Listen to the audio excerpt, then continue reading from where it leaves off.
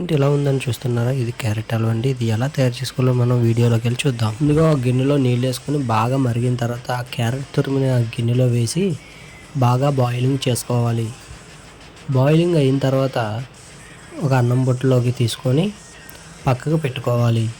మేము తీసుకున్న క్యారెట్ 5 కేజీలు. ముందుగా ఒక పెద్ద గిన్నె తీసుకొని నూనె వేసుకొని అందులో నెయ్యి వేసుకొని తర్వాత డాల్డా వేసుకొని ఇప్పుడు మనం వార్చుకున్న క్యారెట్ ఉంది కదండి, ఆ క్యారెట్ని ఆ తురుము ఏదైతే ఉందో అది ఇందులో వేసుకొని బాగా కలుపుకోవాలి. కలుపుకున్న తర్వాత ఈ 5 కేజీలకి 2 లీటర్లు పాలు వేయాలి. ఇందులో 2 లీటర్లు పాలు వేసుకున్న తర్వాత బాగా కొంచెం ఉడికనిచ్చి దగ్గరగా రానివ్వాలి. అది పాలు కూడా బాగా దగ్గరగా లాక్కున్న తర్వాత 4 కేజీలు 5 కేజీలు కానీ పంచదార వేసుకోవాలి.